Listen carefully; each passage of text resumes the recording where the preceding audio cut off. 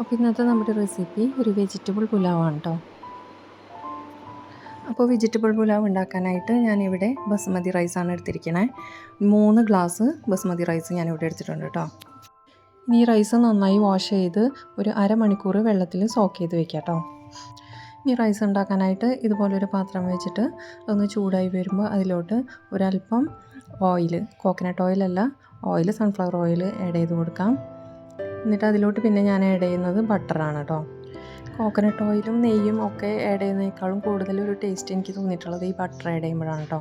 എന്നിട്ട് ഈ ബട്ടർ ഒന്ന് മെൽറ്റാക്കി ഇതിലോട്ട് സ്പൈസസ് ആഡ് ചെയ്യാം. ഒരു 2 ചെറിയ കഷ്ണം പട്ട, ഒരു 3 ഏലയ്ക്ക, ഒരു ചെറിയ ടീസ്പൂൺ കുരുമുളക്, 3-4 ഗ്രാമ്പൂ. ഇനി ബേ ലീവ്സ് ഉണ്ടെന്നുണ്ടെങ്കിൽ അതുകൂടെ ഇടാം കേട്ടോ. ഇനി ഒരു ചെറിയ 2 സവോള അതുപോലെ സ്ലൈസ് ചെയ്ത് ആഡ് ചെയ്ത് കൊടുക്കുന്നുണ്ട്. ഇനി ഇതിലോട്ട് ഒരു 3-4 പച്ചമുളക് കട്ട് ചെയ്തിട്ട് കൊടുക്കാം. ഒന്നുകിൽ സവോളയും പച്ചമുളകും ഇഞ്ചിയും വെളുത്തുള്ളിയും ഒക്കെ ഒന്ന് വഴറ്റി മൂപ്പിച്ച് സോഫ്റ്റ് ആയതിനു ശേഷം നമുക്ക് വെജിറ്റബിൾസ് ആഡ് ചെയ്ത് കുക്ക് ചെയ്തെടുക്കാം. ഞാനിവിടെ എല്ലാം കൂടെ ഒരുമിച്ച് മിക്സ് ചെയ്ത് കുക്ക് ചെയ്തെടുക്കുകയാണ് ചെയ്യണേ കേട്ടോ.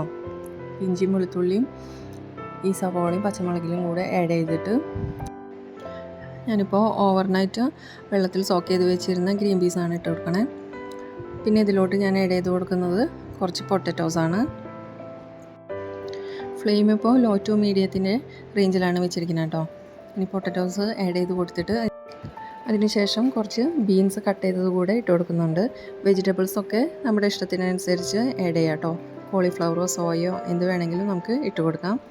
എന്നിട്ടിതൊരു മീഡിയം റേഞ്ചിൽ വെച്ചിട്ട് ഇതുപോലെ ഒന്ന് നന്നായി വഴറ്റി സോഫ്റ്റാക്കി എടുക്കാം.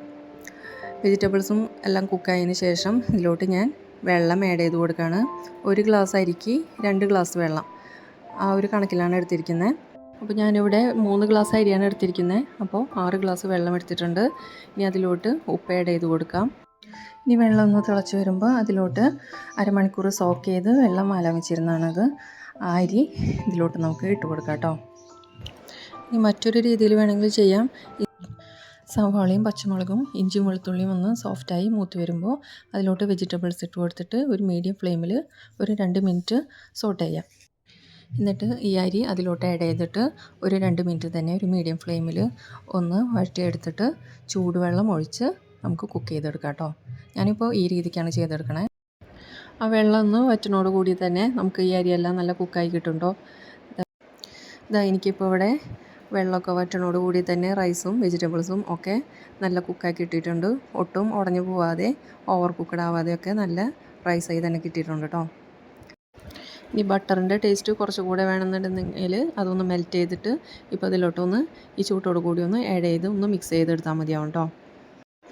അപ്പോൾ എല്ലാവരും ഈ റെസിപ്പി ഒന്ന് ട്രൈ ചെയ്യുക.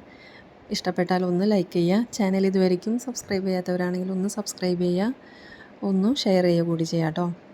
ഇതുപോലുള്ള നല്ലൊരു റെസിപ്പിയായിട്ട് അടുത്ത വീഡിയോയിൽ കാണാം. അതുവരെയ്ക്കും താങ്ക് യു.